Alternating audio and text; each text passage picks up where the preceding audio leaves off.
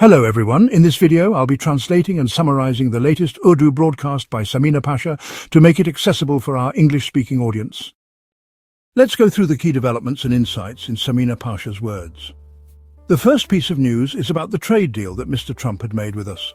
The cat is already out of the bag, and the truth came out the very next day about what that trade deal was and what actions were actually taken behind it. We'll give you the details on that. Along with that, what is PTI's plan for August 5th? Today, the meeting of the Tehreek-e-Tahaffuz Aina Pakistan, or the Movement for the Protection of the Constitution of Pakistan, is ongoing, and many important individuals have come here to participate. Everyone is, of course, sharing their thoughts. However, PTI members in particular are waiting for the plan for August 5th. Today, Barrister Gohar's speech at the gathering gave us some understanding of what the plan might be. But does it align with what Mr. Imran Khan expects? We will also discuss that. Moreover, we will talk about the latest video of Ali Amin Gandapur and his clarifying statement. What is this all about? We will discuss that as well. I request you to subscribe to the channel if you haven't done so already. First, let me tell you that Mr. Trump tweeted that our deal with Pakistan is done. We will partner with them to extract the massive oil reserves in Pakistan and the trade will be complete. And who knows, maybe Pakistan will even sell this oil to India. A lot of our people started celebrating, and the Prime Minister's response of thank you was also sent. Mr. Ishaq Dar also tweeted and confirmed that the trade deal has been finalized. However, there weren't any details provided about what exactly is included in this deal and what terms were agreed upon. Everyone was waiting for this information. In yesterday's talk shows, big anchors and journalists also raised the same question, asking where the oil is coming from and what the details of the deal are. But everywhere there was silence, and government ministers had no answers about the details. It seemed like no one knew what the actual details were, and it appeared that some verbal agreements had been made. This situation didn't last long before the news broke that Pakistan is going to buy oil from the United States, and the arrangements are complete. The first batch of oil is expected to arrive in Pakistan in October, and it will be around 1 million barrels of crude oil. Now just think, Pakistan was hoping that India might buy oil from them in the future because they thought they had oil reserves. But now it turns out that the oil is coming from America. The real situation here is that Pakistan doesn't have any substantial oil reserves to meet its needs, so it has to import oil, primarily from Gulf countries like Saudi Arabia. During Imran Khan's time, there was an attempt to buy cheaper oil from Russia, but that deal remained unresolved. Later, when the PDM government came to power, they claimed to have finalized it. But till today, no oil from Russia has arrived, so that too turned out to be empty talk. But now news is coming that oil from America will be coming. This raises the question, why is Pakistan so desperate to import oil from such a distant country instead of getting it from neighboring countries where it has regular trade relations? Clearly the cost of oil will increase the farther it comes, and Pakistan will end up paying more. The real concern here is that while Pakistan was planning to sell oil to the world, it turns out that America has cleverly sold its own oil to Pakistan. Additionally, there is now a 19% tariff imposed on Pakistan. Some government supporters have tried to present this as a success. They argue that a few days ago, America imposed a 25% tariff on India, but Pakistan only received a 19% tariff, which they consider to be a concession. However, 19% is still quite a substantial tariff. If we look at neighboring countries in Asia, Bangladesh received a 20% tariff, and other Asian countries didn't get a cheaper tariff either. On the other hand, African countries received much lower tariffs, some even as low as 10 to 15%. So it could have been lower, but Trump didn't reduce it further. Additionally, Mr. Muzammil Islam has stated that last year the tariff was 10%, and now it's doubled to 19%. The government is celebrating this, but they aren't telling us how much the tariff has increased compared to last year. A third piece of news, which is based on Shahbaz Rana's report, mentions that Trump has waived a 5% tax on online purchases from Pakistan. The tax that Pakistan had to pay for payments made to it via online trade is now waived off by the United States, which means Pakistan will no longer receive those payments, and this amount was in the billions. So Trump has taken all the benefits, using Pakistan to apply pressure on India. Furthermore, it looks like India is gaining real freedom from the United States. America had tried to sell weapons and aircraft, including F-35S, to India. But today, the news came that India has expressed no interest in buying them.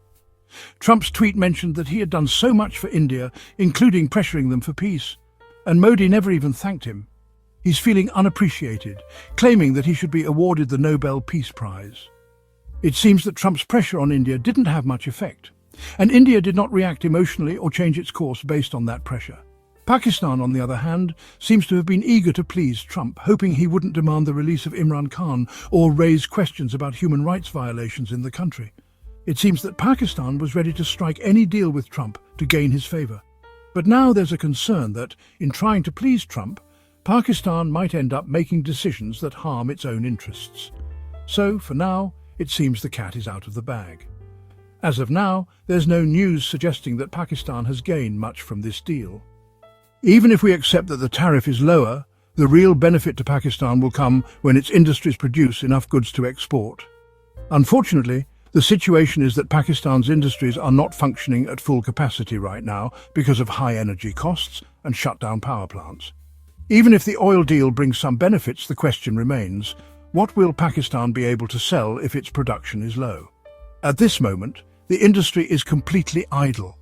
This is the situation we're facing now, because your cost in the industry has increased significantly. So, this is the situation as of now. Moving on, let's talk a bit about the political situation. The two-day conference of the Tehreek-e-Tahaffuz-e-Aini Pakistan was in its final day.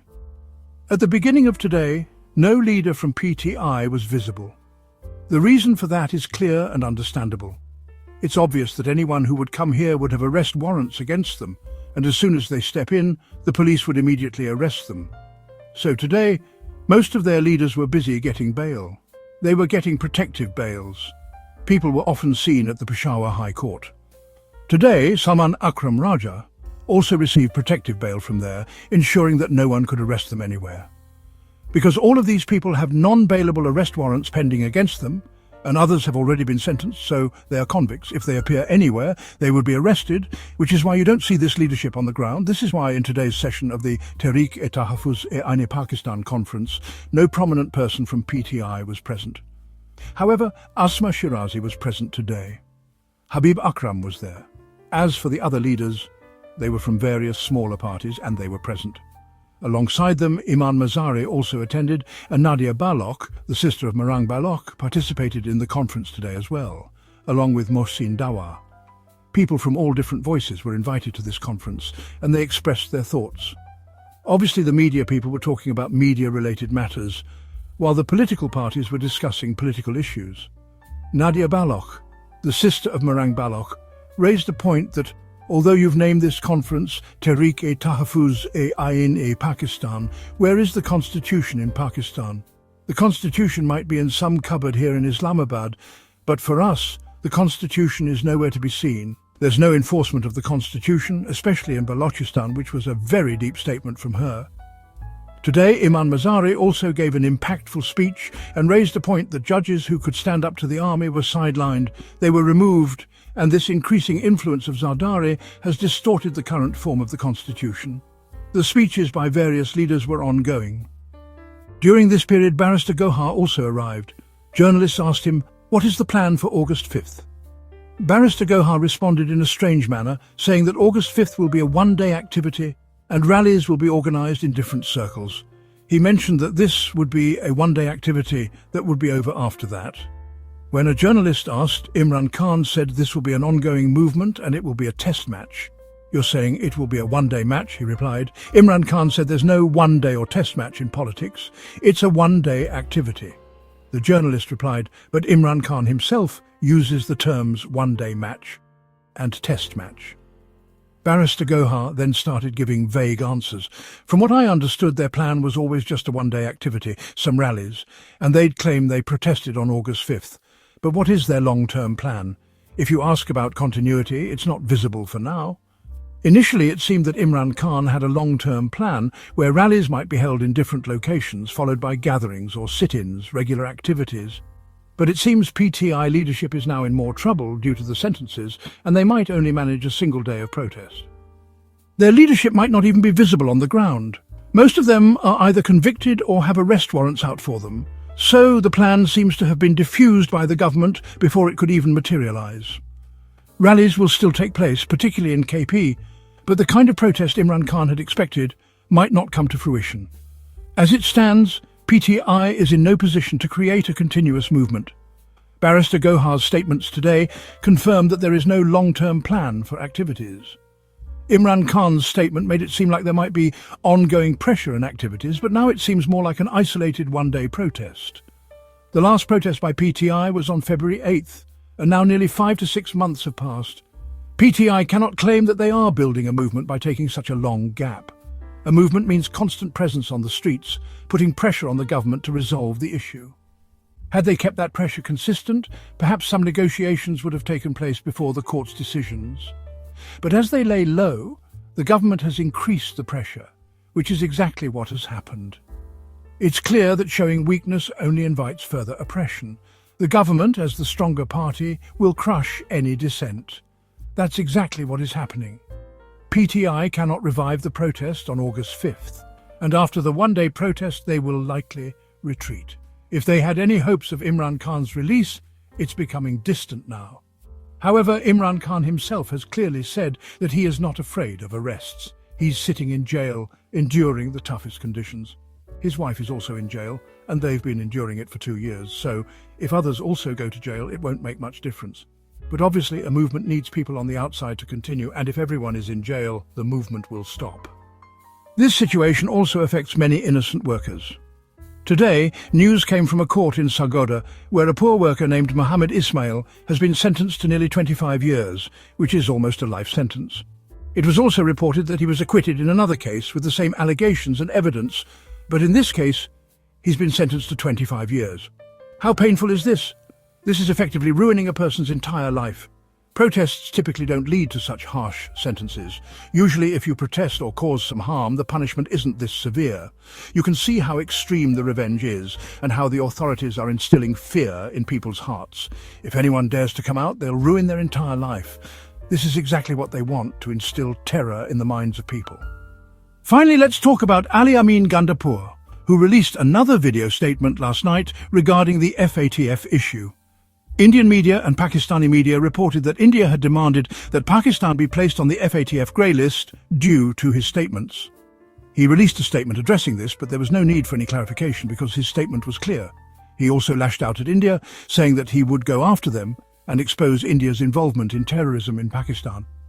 He even claimed he would liberate Kashmir, just like his leader had been freed. This was the same aggressive tone he used here in Pakistan, thinking it would scare India. He even went so far as to say that he would free Kashmir from India. I just wonder if Gandapur plans to conquer the whole world now, as he's aiming for everything at once. That wraps up our translation of Samina Pasha's video. I hope this English version helped you understand her message better.